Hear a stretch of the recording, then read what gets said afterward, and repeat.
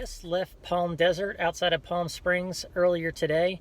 So thanks, Anthony, for letting me stay at your place and let me use your garage and all the hospitality. It was a great time. It was nice to stay in a house with air conditioning when it was 105 and 110 outside. So luckily I missed the 117 to 20 by a couple of days. But anyway, it was a good time, and thanks for everything. So I drove 5 hours to the Sequoia area. I'm in Sequoia National Forest in Hanning Flats, I think it is. And this is my view at my camping spot tonight. So on my GPS, it shows Lake Isabella being a bit further away. So I don't know if it just grows with the runoff from the snow and water and everything. But that's what I'm looking at. I've actually got my Jeep pointed towards the water because the wind is so bad that if I backed up to it, it would just blow everything around inside. So for that reason, I'll have to enjoy the view out of the front of the vehicle today. So up until about 10 to 15 minutes before I left, I really didn't know where I was going. I actually did call about the job that I was considering asking about in Silverton, Colorado, because I was kind of looking forward to going back there, but I wanted to have a reason other than to just drive around. But the job was already filled, and I did look actually over the last couple of days at other openings that were posted on job sites, but nothing really piqued my interest. For that reason, I am going to keep doing what I was doing, which is just traveling around, seeing whatever I want, which is fine too. I was just kind of looking for maybe a change of pace and settling down and saving a little bit of gas money, but that's okay because I love doing what I'm doing anyway. But I really didn't know if I was going to go towards the coast or if I was going to stay in Eastern California. And about 15 minutes before I left, I decided Eastern California. I've talked to a lot of people, got a lot of comments.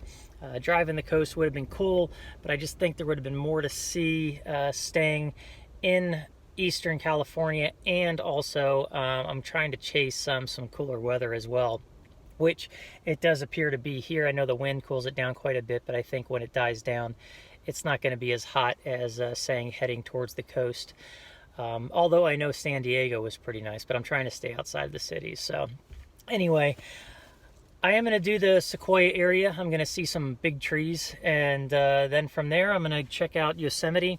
Unfortunately, I really wanted to enter Yosemite from the east, and that pass looks like it's not going to be open until the end of this month and maybe even early July. I've been watching that, reading the message boards, and also looking at the National Park Service forum or notifications.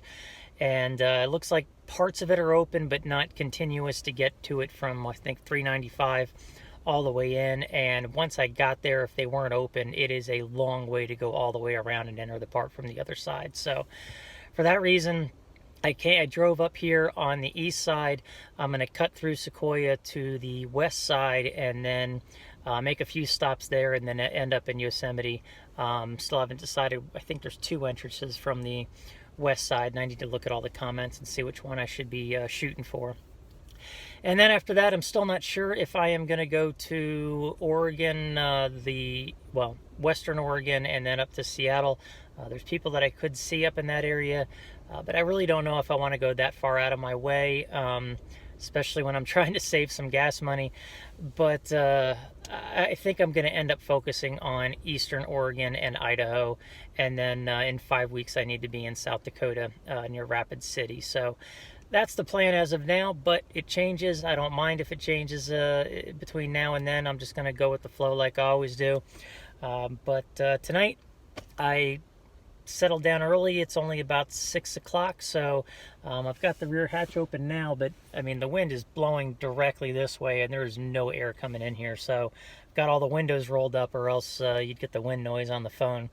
And it's starting to get a little toasty in here, so I'm going to shut it down.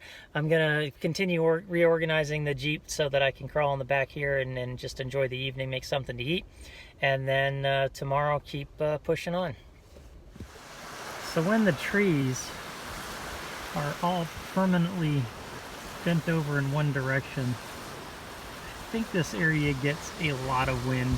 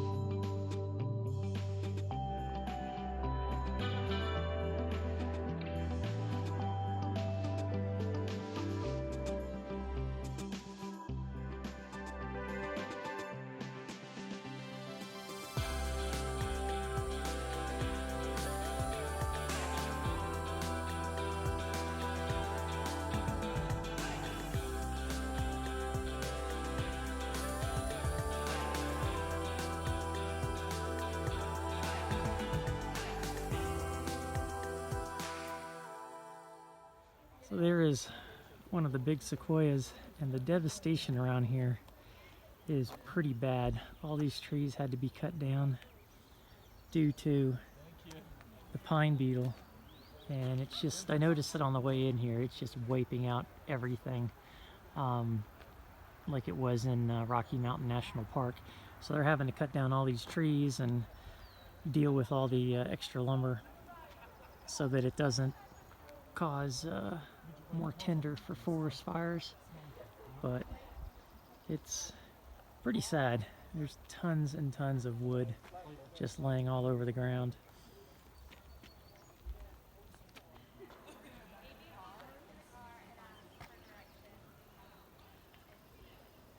Some of these are about 1,500 years old. And there's the trail.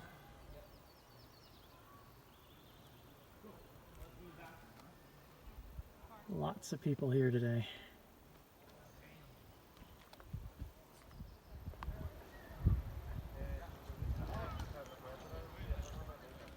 So this tree here is only 60 to 85 years old. And I don't know, it's like about 30 feet, which looks a lot taller on camera, but when you compare it to the ones all the way over there, there's a huge difference. It is amazing how tall these trees are.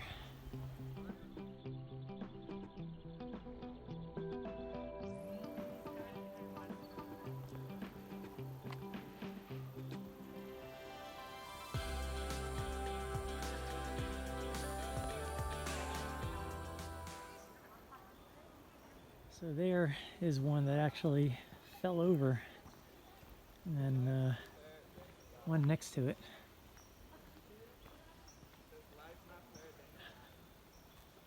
So it actually fell over the walkway, and then it fell on top of another one that also fell.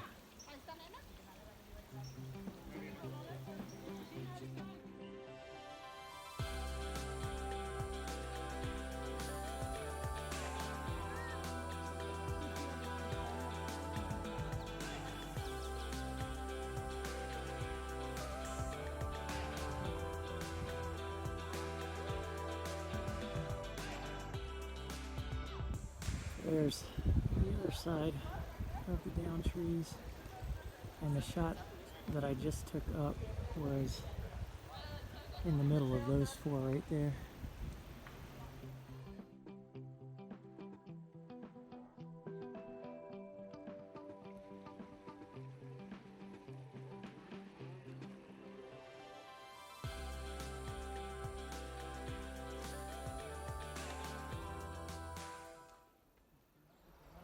Check this area out, man.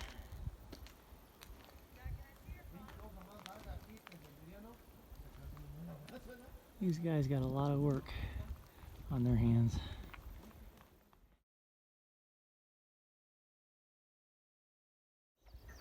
So what that is saying, that sequoia fell in the 1800s and still hasn't decomposed because of the tannin that's within it.